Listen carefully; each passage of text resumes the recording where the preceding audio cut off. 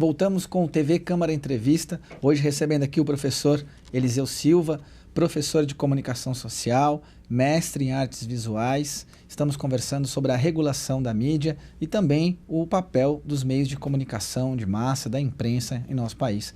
Professor, falamos um pouco aí sobre a questão da concentração, né, dos meios de comunicação.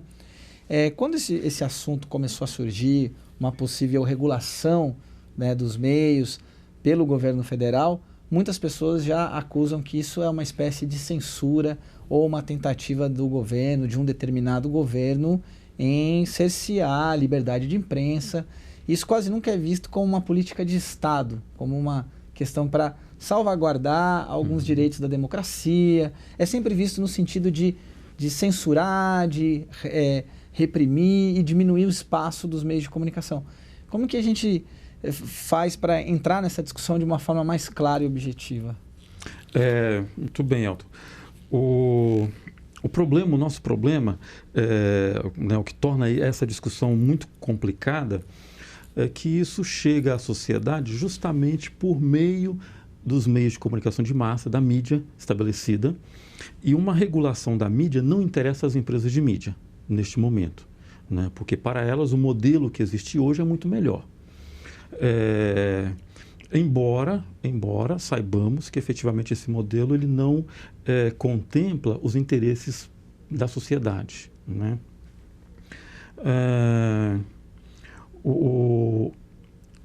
A proposta de regulação prevê justamente o fim desses monopólios, né? O fim da possibilidade de determinada empresa crescer tanto ao ponto de ela pautar a opinião pública nacional, né? Ou mesmo uma empresa ou mesmo um grupo de empresa, né, que se una, né, em torno de um determinado discurso e dessa forma pautar. Então o projeto de lei que até onde consegui ler dele é um projeto assim bastante interessante, muito atual e não tem nada a ver com censura, né, com tirar as liberdades, até porque a proposta que foi colocada é uma regulação econômica dos meios e que, em momento algum, interfere no conteúdo. Com essa proposta, na verdade, seguiu-se, né, um modelo do que é feito em vários países do mundo, né? Nos Estados Unidos, eles têm regulação da mídia, a mídia regulamentada desde 1934. Né? Bem mais recentemente, Portugal fez a sua, né, regulação da mídia, a Inglaterra, né, o Reino Unido fez, aqui nossos vizinhos argentinos fizeram, e o modelo seguido em toda a França também, o modelo seguido nesses países é o modelo da regulação econômica da mídia, que é o que foi proposto. Essa regulação econômica ela não significa censura, né, porque em hipótese alguma interfere no conteúdo, né? Essa regulação ela consiste em evitar os monopólios, né? Assim como temos órgãos, né, como o CAD, que evita, que está aí para fiscalizar, para eventualmente impedir que empresas se juntem ou empresas controlem totalmente determinados mercados.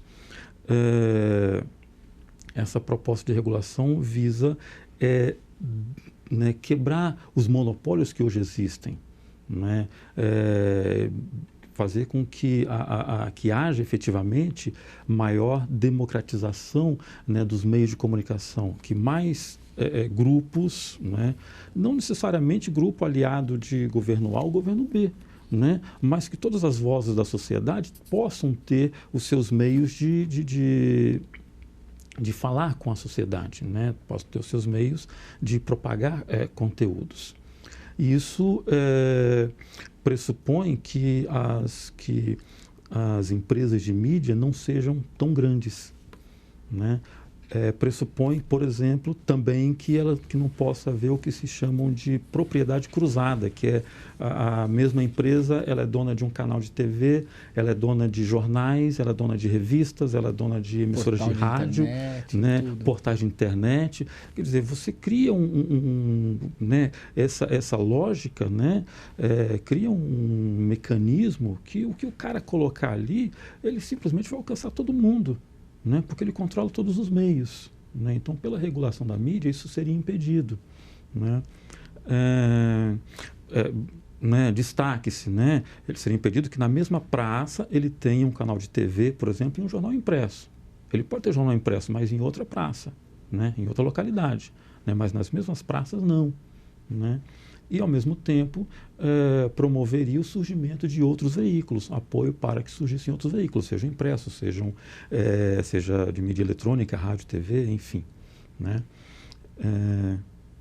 Então, eu entendo como sendo extremamente importante esse tema voltar à discussão, voltar ao debate, para que a sociedade enfrente essa situação. Né? Porque, efetivamente, da forma como está, prevalecem os interesses de pequenos grupos. Né? Hoje no Brasil nós temos 5 grandes emissoras de TV, né? Globo, Record, Bandeirantes, SBT. Falei 5? São tá 4. Rede TV, né? talvez. Rede TV, talvez, né? Mas com abrangência bem menor. Qual a dificuldade de você sentar em torno de uma mesa esses executivos de 4 ou 5, né, emissoras de TV que cobrem todo o território nacional e decidir os rumos do país? Né? E se ainda acrescentarmos a isso que os jornais de circulação nacional hoje são 3, Folha, Estado de São Paulo e Globo, né, que são os jornais de circulação nacional, né? Sendo que o Globo já pertence às organizações Globo, então ele já está lá representado, você só precisa trazer mais 2. Né? Aí, de revista de circulação nacional, nós temos 1, 2, vá lá, né? Veja, Isto É, então você coloca mais 2 pessoas nessa reunião, você tem 9, 10 pessoas decidindo o que é importante e o que não é importante, o que merece ser mostrado e o que não merece ser mostrado. E isso pauta uma sociedade. Né? Isso pauta uma sociedade. E a gente não pode ter uma sociedade dependente do que pensam, né, 10 pessoas. Né? Hipoteticamente, 10 pessoas. Professor, e como tem uma resposta a isso, a gente vê ações, iniciativas como Mídia Ninja e coletivos que se organizam para produzir um conteúdo alternativo a essas 10 pessoas. Isso tem força? Com as redes sociais isso acaba tendo sua disseminação? Ou ainda não conseguimos fazer frente a esses grandes grupos mesmo de comunicação? Olha, isso é muito interessante, porque eu começo a vislumbrar alguma mudança, né, neste cenário de concentração de mídia, começo a ver alguma possibilidade de mudança, e essa mudança não vem por algum ato do poder público, né, mas são mudanças que vêm do seio da sociedade. É claro que a tecnologia ela chega viabilizando isso. Né? E nesse sentido cumpre aquela proposição de McLuhan de que a tecnologia ela dita os rumos da sociedade, a tecnologia ela determina, né, os rumos da sociedade. Porque 10 anos, 15 anos atrás, era impensável que tivéssemos canais alternativos, tivéssemos meios alternativos. Com a popularização da internet, aí na virada dos anos 90 para os anos 2000, e mais intensamente a partir né, da virada da segunda década do século XXI, a sociedade passa a ter, por um lado, uma tecnologia acessível, né, para os produtores, para quem tem algo a dizer, né, e da parte da audiência passa a contar com alternativas. Né?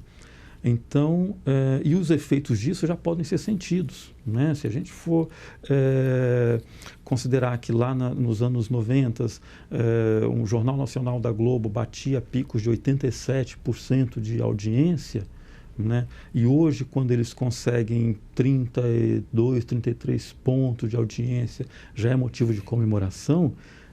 Para onde estão indo as pessoas, né?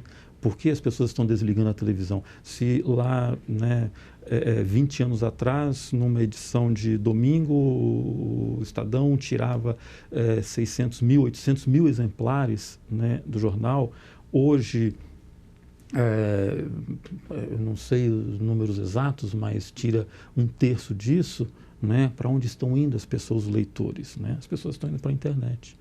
Né? Não necessariamente para os portais dessas organizações de mídia, estão indo para produtores independentes, pessoas que sejam indivíduos ou sejam grupos, pequenos grupos, que têm algo a dizer, né? Tem uma narrativa diferente da narrativa da mídia, né, estabelecida, muitas vezes uma narrativa que confronta, né? Uma narrativa que questiona, uma narrativa que critica esse discurso predominante, e esses grupos independentes têm cada vez mais audiência, né?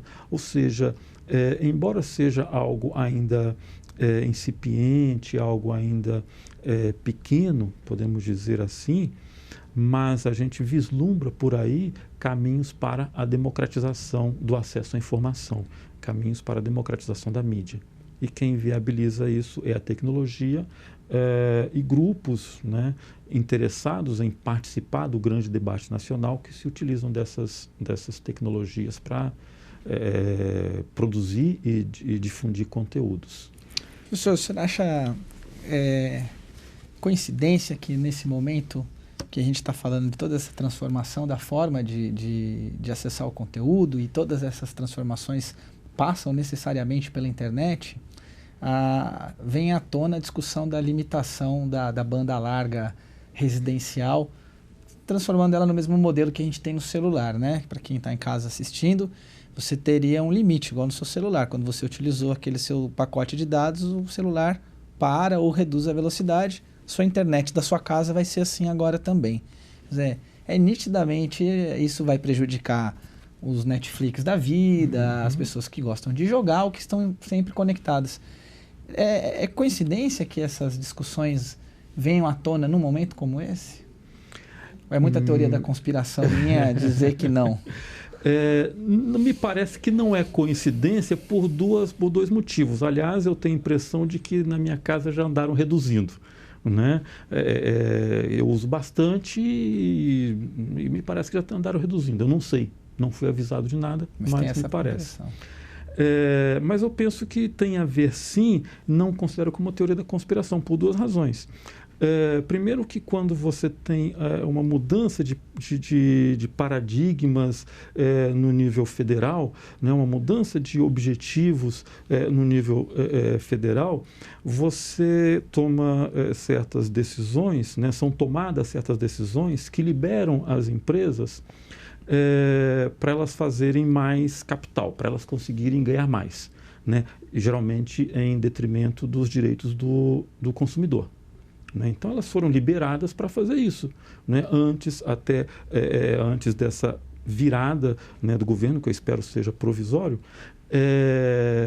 elas estavam impedidas de fazer isso, né?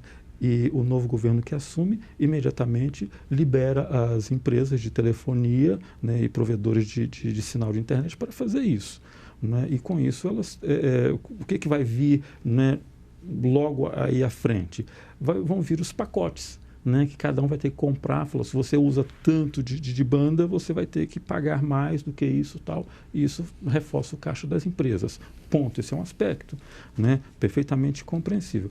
Agora, o outro aspecto é o que limita mesmo o acesso, né, do usuário a uma série de programações. Por exemplo, né, os vídeos em streaming, né, como é o caso do serviços como Netflix e outros que tem.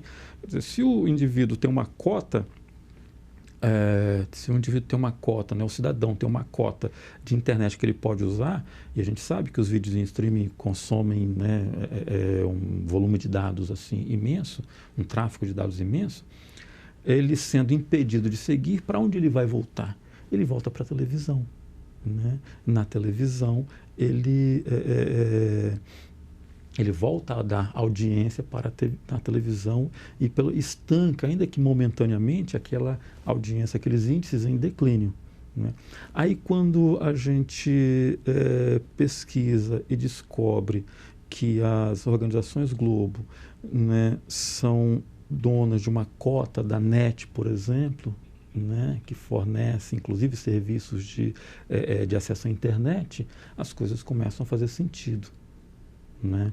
Então, eu não vejo como teoria da conspiração, não, uma teoria conspiratória, não. Eu vejo uma lógica. Bem real. Né? Uma lógica por trás disso, né, que não beneficia o cidadão, obviamente, o consumidor, obviamente, beneficia as empresas. Professor, qual que é a nossa perspectiva, então? No horizonte próximo, a regulação da mídia provavelmente não deve acontecer tão cedo, por essas razões todas que discutimos hoje. Porém, ao mesmo tempo, independentemente da ação do Estado, as coisas acontecem, né? Esses grupos de mídia independente se fortalecem, circulam. Uhum. É muito interessante que via Facebook, que é uma grande empresa global também de comunicação, é onde você vai encontrar esses conteúdos também alternativos, vai acessá-los, pode até parecer uma contradição. Como é que o senhor desenharia aí um cenário? Eu sei que o senhor não é adivinho, mas né, dentro da experiência, daquilo que a gente vê aí na teoria da comunicação, qual que seria um cenário próximo dessa situação dos meios de comunicação no país? Olha, Elton, primeiramente eu vejo com muito otimismo, né, todo esse dinamismo, esse movimento que vai surgindo, né, de uma forma muito dinâmica a partir dessa nova tecnologia que é a internet e dentro da internet as redes sociais. Eu vejo com muito otimismo. Na universidade eu tenho falado muito com os nossos alunos lá que o caminho, tanto os da área de jornalismo como de publicidade e propaganda, que o caminho está na internet. Né? E particularmente para eles, né, mais jovens que já surgem, que já né, nasceram e se desenvolveram, né, se tornaram adultos numa sociedade, num mundo de múltiplos estímulos, né? Eles, sem dúvida alguma, eles têm mais, isso aqui é um senso comum, mas que absolutamente sustentável, né, uma opinião absolutamente sustentável, eles têm muito mais possibilidades de transitar nesse universo de múltiplos estímulos, de criar coisas aí, do que gerações anteriores, né, que eram mais analógicas, né, digamos. E quando essa massa, né, de jovens começa a atuar e a criar coisas novas e explorar as potencialidades dessa tecnologia, surgem também coisas muito interessantes. Né? O problema deste momento é que ainda ninguém descobriu como ganhar dinheiro com a internet. Né? Ainda não se tem um modelo que se viabilizou, salvo poucas exceções, como, por exemplo, o Facebook que você menciona. Né? Ele descobriu muito bem como ganhar. Agora, para a maioria, né, de todos, ainda não descobriu muito como se capitalizar ali a contento, de modo a criar grandes estruturas que possam fazer frente às mídias tradicionais. Se isso é um problema, mas também uma vantagem. Porque se você não consegue capitalizar de forma muito significativa ali, que viabilize grandes grupos, isso significa que você tem vários pequenos grupos, né, ao invés de formar um grande grupo. Né? E para a sociedade, eu estou convicto de que é mais interessante ter muitos pequenos grupos do que um grande grupo ou de poucos grandes grupos. Então, dentro na perspectiva desse ambiente da internet, eu vejo um caminho muito interessante, sou bastante otimista, né, confiando na criatividade, né, dessas novas gerações, das pessoas que estão chegando ao mercado de trabalho, que vão buscando soluções para problemas que alguns, né, talvez com mais idade não conseguem enxergar soluções, e eles encontram soluções e viabilizam. E também otimismo com relação ao avanço da tecnologia, né? Porque nessa área, nesse campo, as novidades elas surgem quase que a cada 6 meses você tem algo muito novo, né? E a gente não dá para arriscar o que vai surgir, como será a nossa sociedade daqui a 1 ano, daqui a 1 ano e meio. Né? Quando o Facebook surgiu, ninguém imaginava que ele ia se tornar o que ele se tornou.